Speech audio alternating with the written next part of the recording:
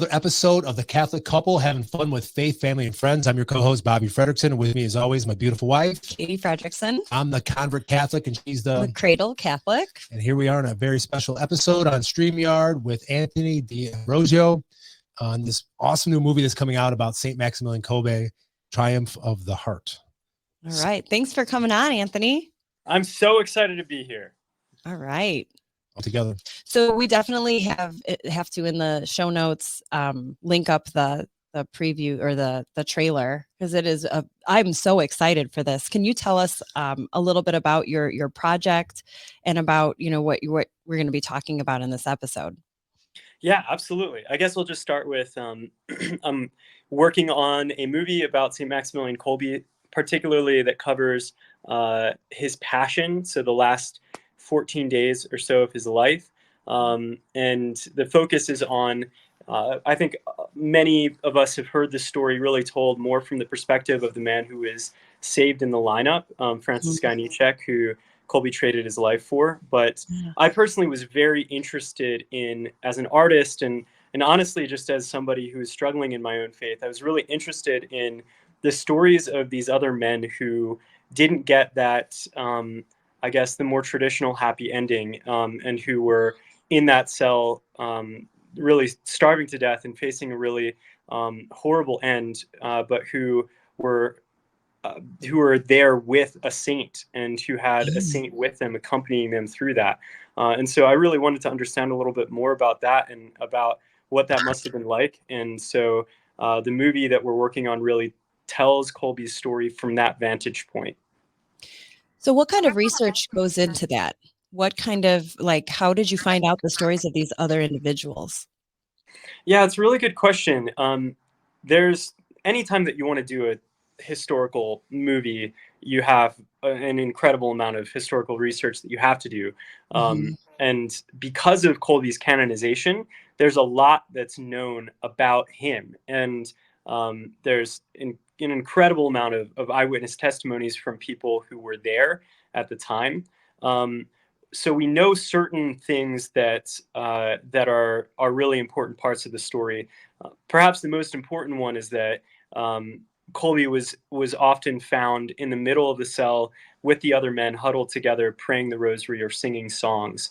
And that is, for anybody that's been with somebody who's been grieving, who's in doubt, and who's suffering tremendously, you would know how miraculous it is to be able to bring somebody to a place of conversion, to be able to do that.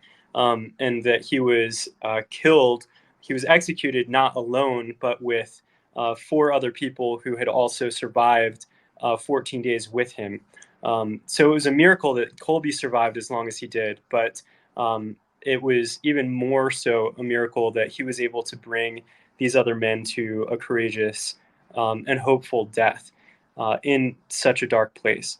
I think that in terms of the particular stories and names of the men who were in the cell, we actually don't know that. There wasn't any record kept of who those men were. We only know who was in Auschwitz at the time and who died that month. And so I was able to do research into that particular demographic. Mainly it was people who were political prisoners and who were being exterminated as a part of the Nazis' terror campaign to sort of break the spirit of Poland. And so these were people in media, people who were leaders in the resistance movement, people who were part of the military or the sort of the political party that was there before. So these are all people who were leaders and who were known entities in Poland at the time.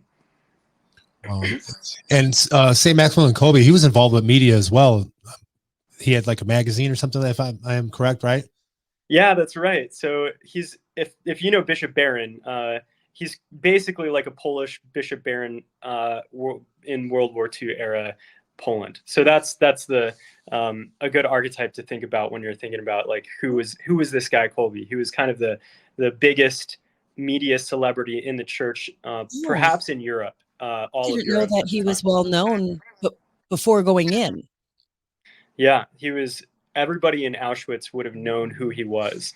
He was close with the president and with other people high up in Polish politics. So, and I think that any time that you're in these sorts of groups where it's lots of leaders in media and politics, et cetera, they all kind of know each other. So the same would have been the case in Auschwitz at the time. All of these people would have probably have known, certainly known Kolbe, but would also likely have known each other before the war.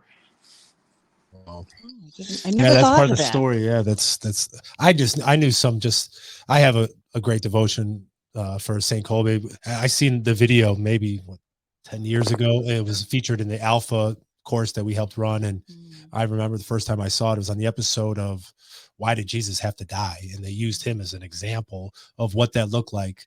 And it just struck me. And I actually go to a Polish monastery for daily mass, and they have outside on the grounds, they have a Maximilian Kolbe statue that's surrounded by like a huge thing like barbed wire, and it's probably like 20 feet, like a round circle, and it's like a 12-foot statue of Saint Maximilian. And so yeah, I'm reminded, I always walk over there. It's just a it's always touched me. That's why I was really excited to get to know a little bit more about this story. And I saw the trailer, I was like, wow, because unfortunately, the funding and stuff like that, it's like some of the movies are cheesy, and this looks like this could be something that could be nominated for like an Academy Award. It's just like it's done. So yeah, you say in the trailer that you guys went to Poland without even enough funding to be able to see the end, right? The end of the production, right? So tell us about how you are receiving funding for this, and because when you watch the trailer,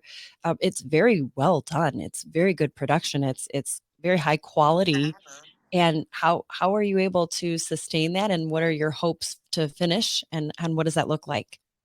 Yeah, thank you. And it's really been amazing to see how the world has responded to our little project, because before we went out there, there's very few people who knew about what we were doing, and it was really built on the backs of this small grassroots movement particularly in Dallas, Texas, but that was joined by some other investors kind of across the U.S.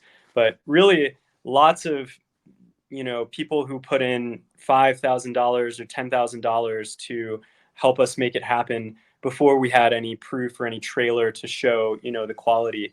But we, during the pandemic, I started working on the script really in earnest, and then when I started to share a little bit about what I was doing with some other people of humble means, but who cared a lot about media, we started to see an immediate response and people wanting to help us make it happen much faster than we even expected.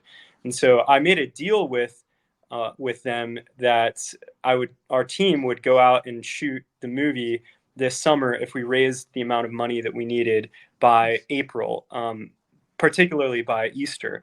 And we were only halfway there before that week, Holy Week. And I got a call from somebody that I had met who was a convert to Catholicism and who had heard about what we were doing, and who just told me, hey, I don't know how much you guys need, but whatever is left, I'm going to write a check for it. I was like, wow, it's going to be $130,000. And he was like, okay, well, you're going to have that in the mail by next week. And yeah, so I called up our producer, who's she works on the team of The Chosen.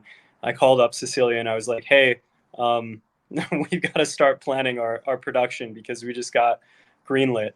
And yeah, we went there without the funds that we needed to finish, but with a certain confidence based on what we were seeing in terms of how people were responding, that we would be able to, that we would be able to make it happen. And the team was just myself, our producer Cecilia Stevenson, who, like I said, works on The Chosen, and then our director of photography, Andrew, who hadn't worked on a feature-length film before, but who I've shot many short films with, and who I know is like kind of a savant. He's like Caravaggio with a camera. So when we got out there, we didn't know anyone. We didn't know where we were going to even be living for the 2 months that we needed to get ready for the production. We were going from hostel to hostel and Airbnb to Airbnb and asking people if we could stay at their houses. And Mhm.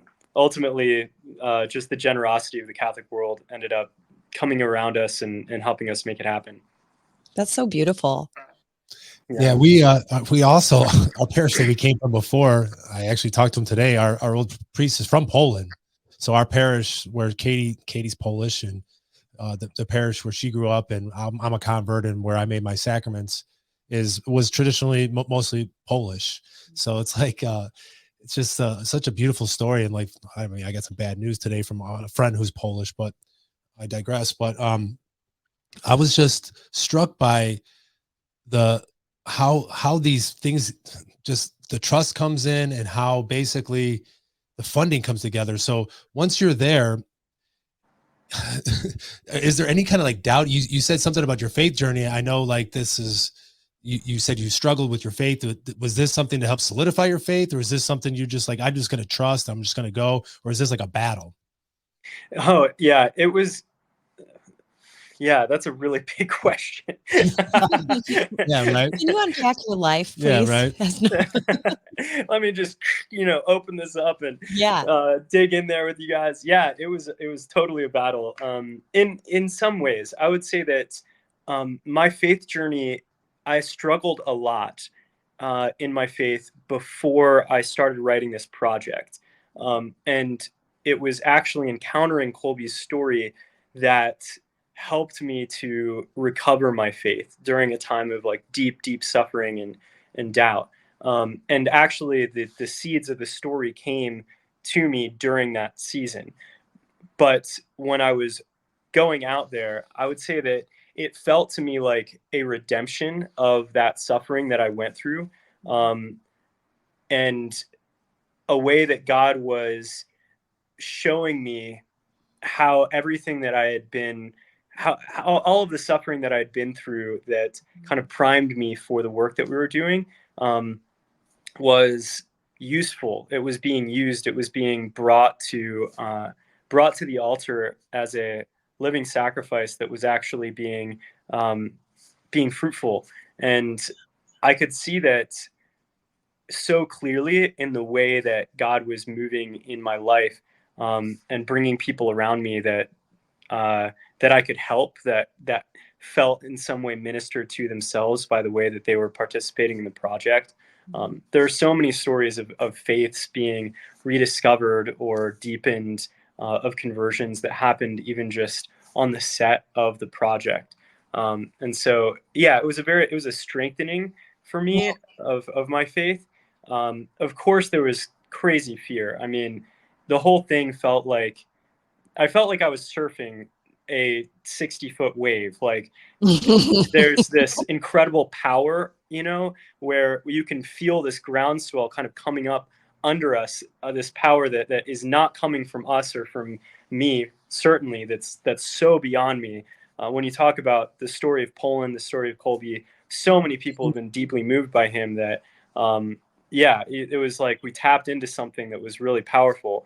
But that energy was always just on the very verge of like destroying me, or Right. destroying us. Well, you're very Um, blessed. You have a huge blessing from God to be able to see the fruits of your efforts in so many different variables.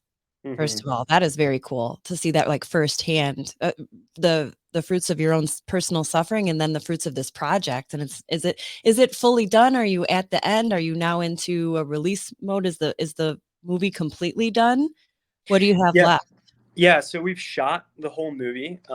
We came back with all of that in the can in November, and right now we're raising money for our post production process. Mhm. So once you've finished shooting, you have 40 hours of footage and audio that all has to get synced up and organized.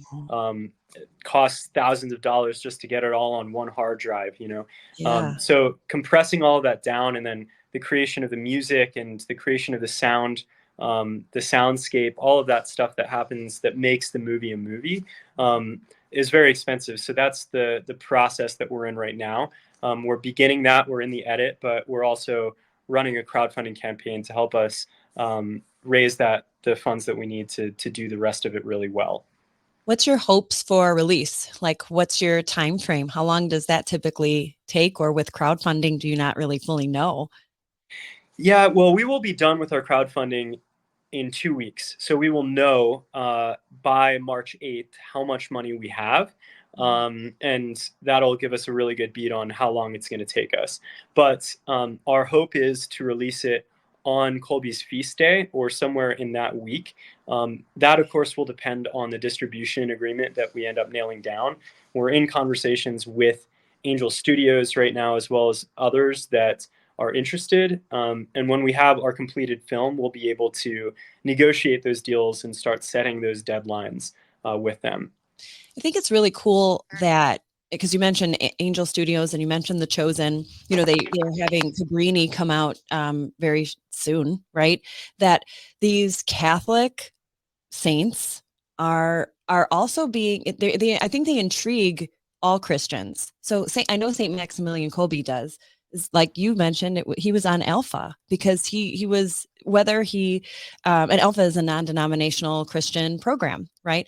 So I think that it's a very cool movement. What's happening right now is that we have these Catholic saints that are capturing the attention of the whole Christian community, and we're allowed to have artists like you put out like quality. I think that you put in the advertisement that we watched that, you know, no more the lame, like, oh, what it like kind of sappy, like, yeah, low like budget the Kirk Cameron with fireproof and stuff. No, I'm not throwing shade, but don't throw shade at Kirk Cameron. Those movies are popular, but it takes money. That's no, what I'm but saying. We could even look at a lot of Catholic productions are actually super lame. Kirk Cameron, those aren't that bad. Like I'm.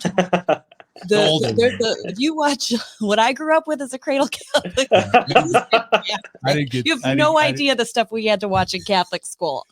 Oh my gosh. Yeah. The fact that too, that you spoke about, right, that you talked about the grit, you know, the grittiness too of the truth of these stories. You know, a lot of times faith movies will just, you know, overlook those things or sanitize them, you know, right?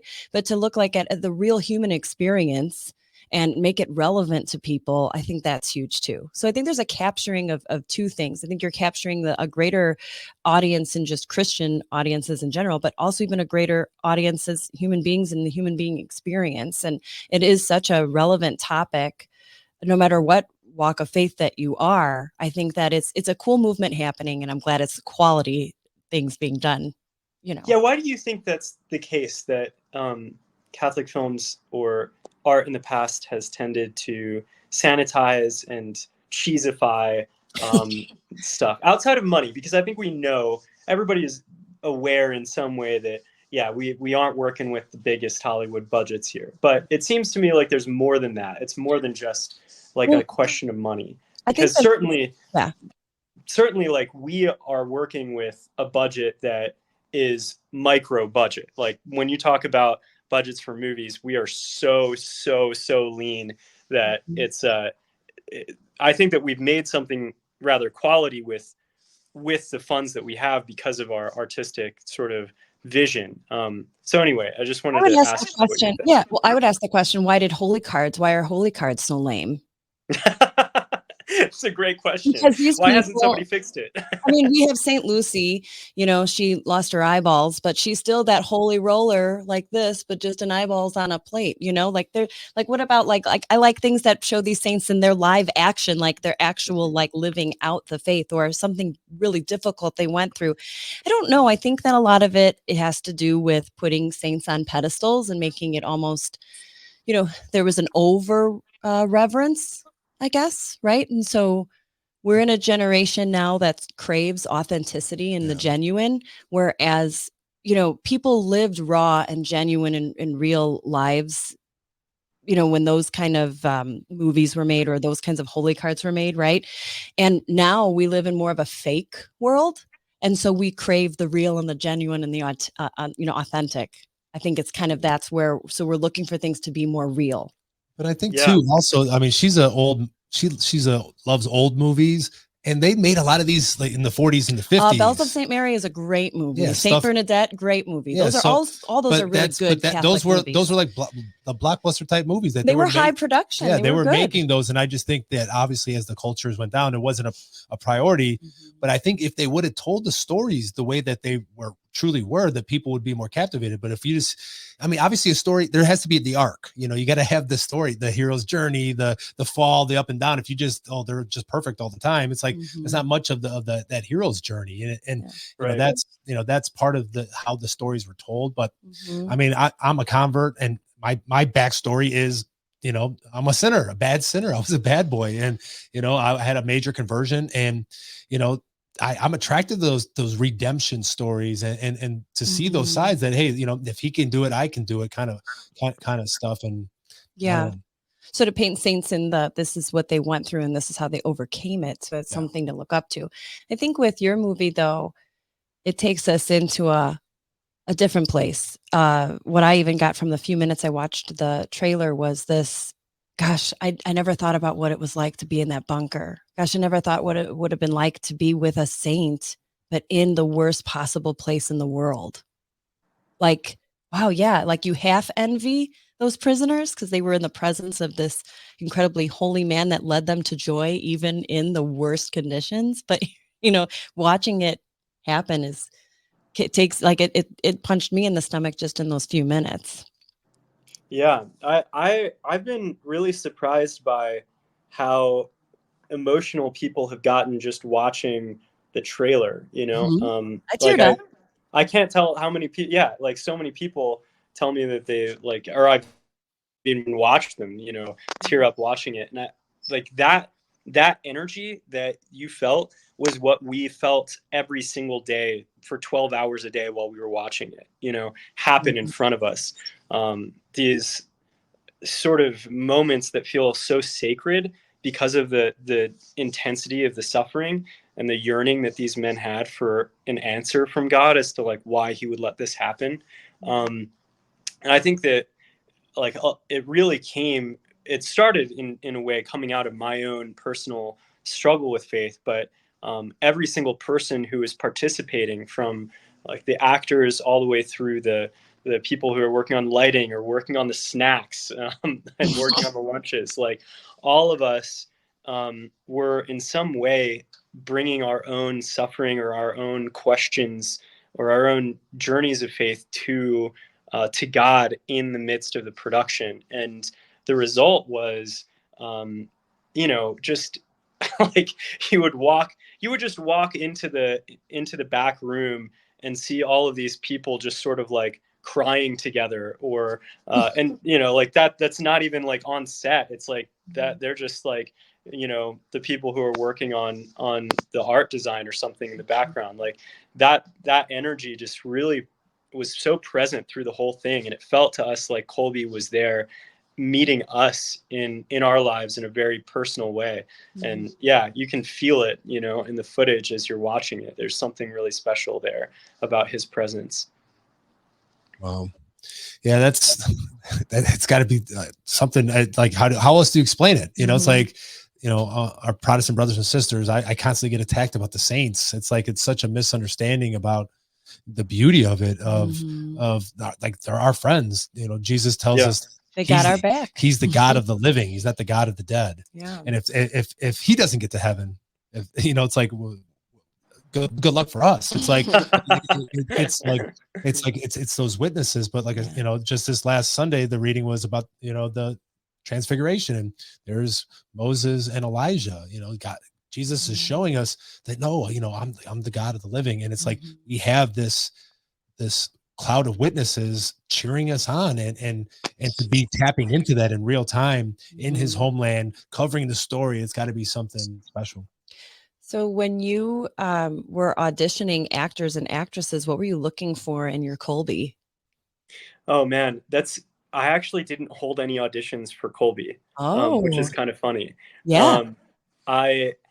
When I first got there, I had already been put in touch with a Polish director who is sort of in a similar space to me. He's my age and he's done a few different movies already, and he has worked with a few different Polish celebrities who were Catholic and who he had kind of found out were Catholic, and he brought into his productions. And one of them, he told me, Anthony, this guy Martian, he absolutely loves Maximilian Kolbe, and you should definitely talk to him about the role. So he set us up to have dinner together. We went over to his house, and from the moment that I sat down next to him, the like immediate first impression, I knew that he knew Kolbe, that he knew the same person that I knew.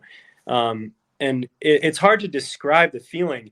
Like it was almost like falling in love or something, like the feeling of like meeting somebody, but not romantic, but like a certain deep immediate connection that happened just from sitting down next to each other. And his story is that he had been an alcoholic, had really messed up his life, and he returned to his faith through his return to his fight to get sober. And Kolbe is the patron saint of addicts, which is sort of an interesting turn, kind of ironic, because he was never somebody that ever touched alcohol, and anybody that was caught smoking around him would be like, kicked out of the community. He's like incredibly strict as a human being. But I think that because he was in this space of being trapped in a cell with these other men who had no hope of getting out, that feeling is very similar to the feeling of addiction, and the way that a person's personality is broken down by their shame in their addiction. It's the same kind of shame that broke down the human person in Auschwitz. And so I think that so many addicts that I know have this deep devotion to Kolbe. And when I met Martian, I could tell that he didn't just know him superficially, like knowing his story. He had been touched by the kiss of Kolbe in a way. And so, yeah, I hired him then and there, and it was kind of immediate, like everything that happened from there was exactly how it was supposed to be. That is so cool. Well, how did you get into filmmaking? Where did the passion come from? Always as a kid, were you like Polaroids and stealing cameras and running around like, No, it's so funny. So many of my filmmaker friends, that's exactly how they grew up. I grew up as a homeschooled Catholic kid with, just lots of books. I just read Lord of the Rings and C.S. Lewis and was completely inundated with books all the time. Imagination. Every day. Yeah. That's what it is. And so that's what it was. It was definitely overboard. Like I was not very connected to reality after that, but I went to public school when I was in 7th grade, and that started to shake me out of that and connect me with like what real people were experiencing in their lives. But I think that really formed me, and it's certainly, I loved reading. I remember reading this comic book of St. Francis when I was a kid. I don't know if you ever came across these. I think they were like made in the 60s, but they were gritty. Like I remember looking at this image of St. Francis kissing a leper and just like being terrified, like absolutely terrified as a kid. And Bart Simpson had a couple comic books in an episode when he became Catholic for like 5 minutes. Did you ever see that? That episode where Bart Simpson becomes Catholic? And he actually has all these comic books, and I always remember thinking like, that's not right. Like Catholics don't have saints comics books. We should. So maybe but we did. Somebody made them. Somebody made it. So it must have been what they were referencing in the episode, and it went way over my head because I never had those. That's so funny. I never saw that. Yeah, it's obviously offensive. It's The Simpsons, but they do nail some things. They even have like Catholic heaven versus Protestant heaven. That's what I was gonna say. Is that the episode where they have the Catholic heaven? Yeah, and Homer has his first confession, and oh my gosh, yeah, it's good. Bart's playing the rosary and tells us to pray for him. In Latin. In Latin, yeah. There's a lot that's right on the nose, and then there's others like, okay, you went all right, but that's how The Simpsons are. But and I think there's I mean, just right now, I don't know if you following around with the Hallow, the Walter Chiswick story. Yeah. I mean, I mean, it's the #2 book on like all of Amazon right now. And Right. I just finished it. And I've read like Viktor Frankl's Man's Search for Meaning. I read the abridged Gulag Archipelago. So I've been not obsessed, but kind of liking to go into this deep psychology of like, how does this happen? Like, what would I do in those kinds of situations? Yeah, really. Like these extreme examples of courage, just with the Walter Chiswick stuff, it's like, it's so 5 years in solitary confinement, no sound, no Right. people, no nothing. It's like these stories are captivating, and it's like there's something to it that people are longing for these kind of like these stories, because I know it touches me. It's like, and I'm into a bunch of different things, but I like gravitate to these stories, especially all the stuff about these atrocities, and like a lot, I think, because we don't want this to repeat again. Like this is like a message of like, hey, it's freedom's not more than a generation away if we let it. Yeah. And it's like these people that didn't die in vain. Mm-hmm. Yeah, I'm interested in that too, because it feels to me like there's a huge movement towards those sorts of meditations right now. And I'm wondering, you guys are obviously kind of drinking from a Polish well in a lot of ways. Like being in Chicago, you just are if you're Catholic anyway. Yeah. But it seems like you're kind of even intentionally drawn to the expression of faith that is Polish. And for me, that was never something I understood or had any connection to before. I honestly didn't like Kolbe when I first saw him because of his stern kind of demeanor, which of course is like, it's very Polish. You look really, really icy, and then on the inside, you're just like the most hospitable person in the world. But I'm wondering if you feel like there's something from the Polish church and the Polish kind of history of Catholicism that we need right now. Yeah, definitely. I mean, the town we grew up in is called Calumet City, but originally it was called Sobieski Park, like where King Sobieski was the one who saved all of Christianity in Europe from the invading Turks. He was this Polish king who came down and literally like defeated like one of the largest armies through the power of God and just how it all came together. But yeah, on the south side, like her mom is this Polish, yeah, I think too, though, is our church that I grew up in is the center of the community, right? Like, it's like that's how they would have built their churches, these subdivisions, these towns, these little suburbs of Chicago have this church right in the middle, and their houses built around it. And this church is gorgeous. I mean, these Polish immigrants who came to this country with nothing worked their butts off to build this gorgeous church with these, marble in the middle of the Depression. I think that there's a testimony to the fight and the grit and the work ethic of these people, of the Polish people, and that they don't give up, and that they are no nonsense. They're strong-willed, and they're strong.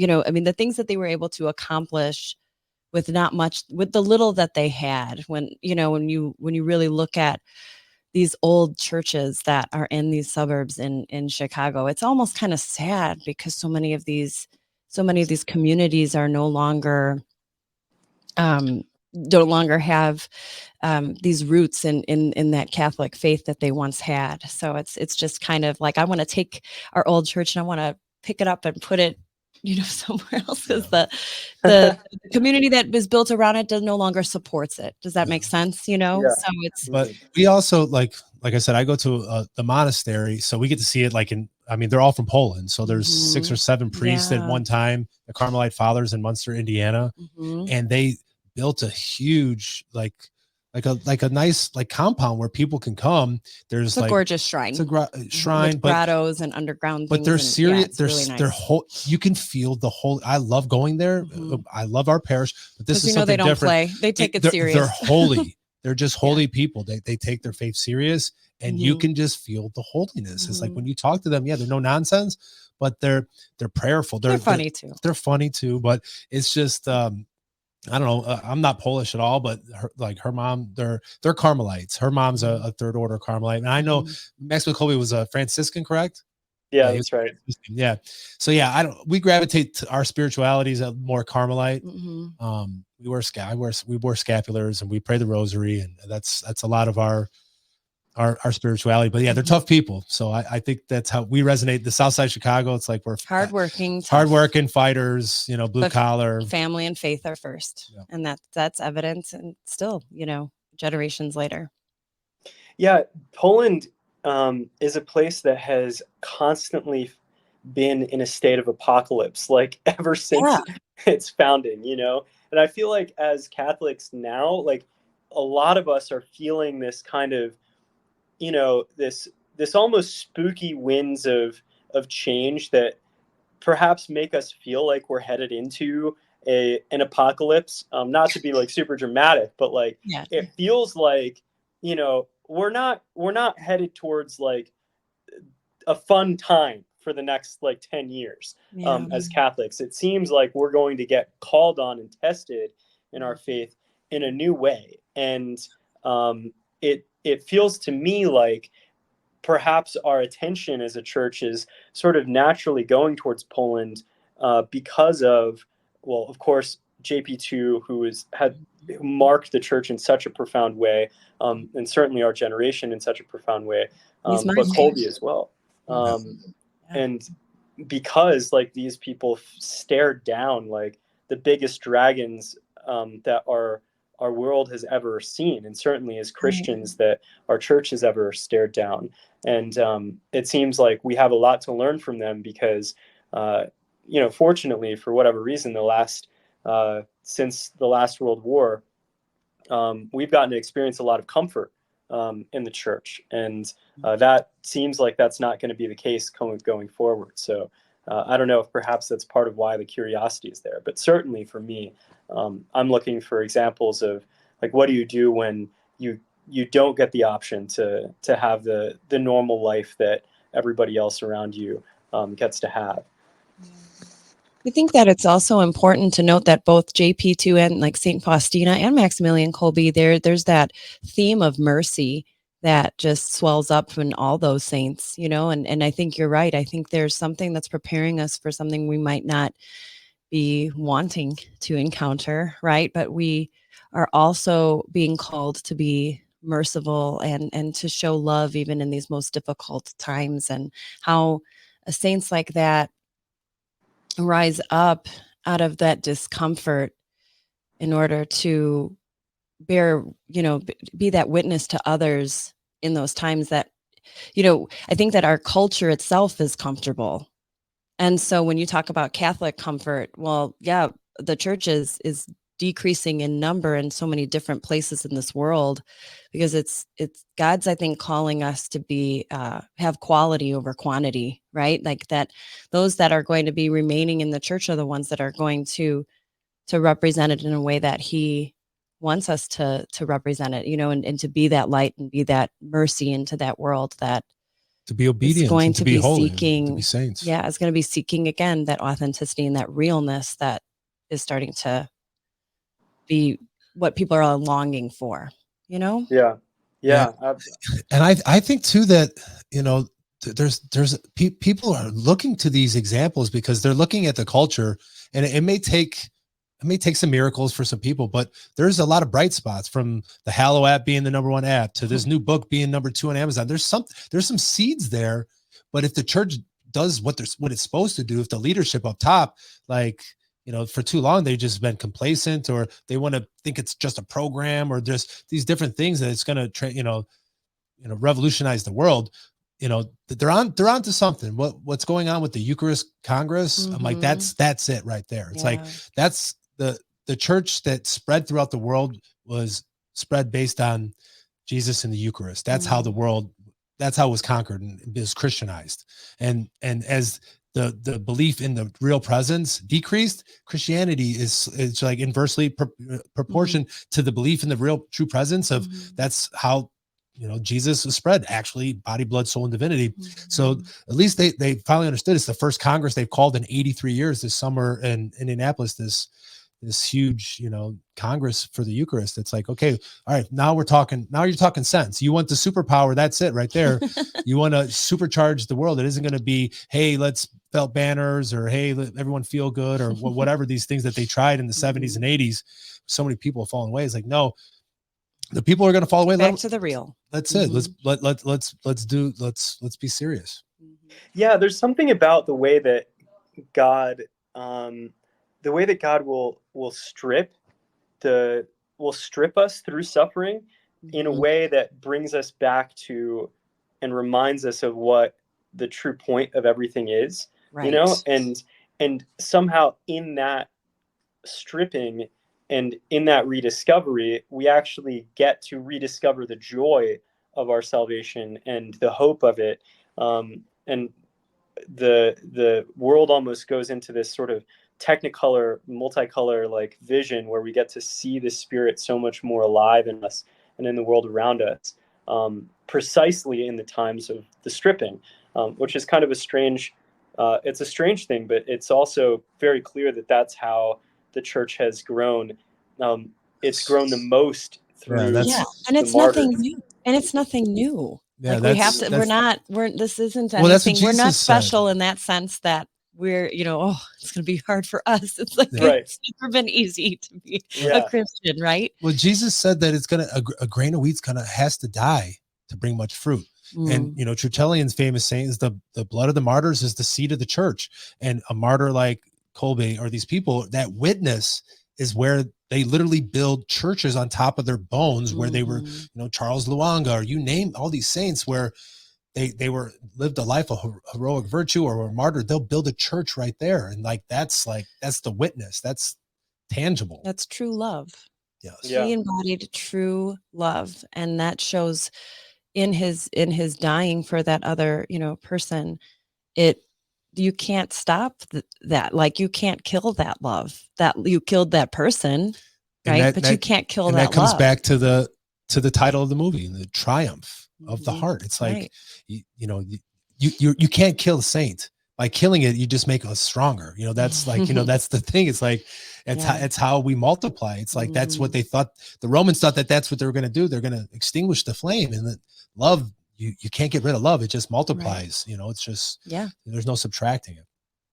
Well, the last thing that I'll say is, I really believe that Kolbe gave the other men in that cell a taste of heaven, and that there was real, actual, palpable moments of joy and of love that happened in that place. And I think that it's such a beautiful testament to the fact that the gospel really is the pearl of great price. Like Christ's love is worth more than everything else in the world. And even when everything else in the world is stripped, it is still the most powerful force. It's still the most beautiful and life-giving and satisfying thing that we could have access to. And it's sad that it takes suffering to remind us to go to that well. But the truth is that it's always there for us. And I just wanted to end kind of my thoughts with that, because it feels like, I don't know. It feels relevant to what we've been talking about. And just what hit me was that C.S. Lewis quote is that, especially in a world of today where everyone's calling for your attention and all these things, that God uses pain like a megaphone to reach us. Sometimes he has to shout at us. It's the only way to get our attention, because everybody's on their phones, or they're busy or busying about football and gambling, and all these things are distracting. Sometimes it takes, shaking us by I know that's what he did to me, so it's just one of those things where I really appreciate you taking the time and sharing this story. God bless you in this awesome journey and ministry that you have. This is so exciting. I literally cannot wait to see this movie. So let's go. Let's go. Let's go. So what we're going to share everything, but just for people who are just listening, may not go to the caption. You want to tell us how they can find you on Kickstarter or any ways that we could support you, going forward. Yeah, absolutely. So prayer, obviously, like I think that all of us who've been working on the project have faced like tremendous resistance spiritually in different ways in our lives as a Means part you're of the doing project. something right. That means you're on the Yeah, right track. and I truly believe that the groundswell of prayer of the grassroots Catholic community coming around us and kind of being like, no, we're not letting you take this one, Satan. Like Yeah. we've got their backs. Like that has provided so many miracles for us that we've needed in order to survive. So that I can't ask for enough. And then if you'd like to find out more, you can go to triumphoftheheart.com to find out more about the movie. And that'll link you to the crowdfunding campaign on Kickstarter that we're running right now. The last thing that I'll say about that is that what we really need is we both need funds to help us finish it and make it excellent and make it a work of true art. But we also have to publicly prove that there's a market there for this movie. And the every cent that we get, it does not matter how much, it's really the quantity. If distributors see there's thousands of people who are willing to put in money, real money, to see this movie come about, they're going to think very hard before they turn it down, even if it's not something that they would have naturally or normally put out. And so if we want to really get a full release, like a theatrical release, I really want to just, encourage everybody who's listening to go and take a look at the crowdfunding campaign and consider putting in even just $5, $10 to say, hey, I vote for this to get made. Got it. So we'll each individually make a donation. So then they get two instead of our name together. Now you're talking. Now you're talking. Double it up. Got it. I get it. I get what you're saying. All right, perfect. Well, we appreciate your time. We're Yeah, so this is excited. fun. This is awesome. So thank you so much for having us on. Thank you for the work that you guys do and for your podcast. It's always really great. And I'm looking forward to listening to the next guest that you guys have on. All right, awesome. Thanks a lot. Have a good night.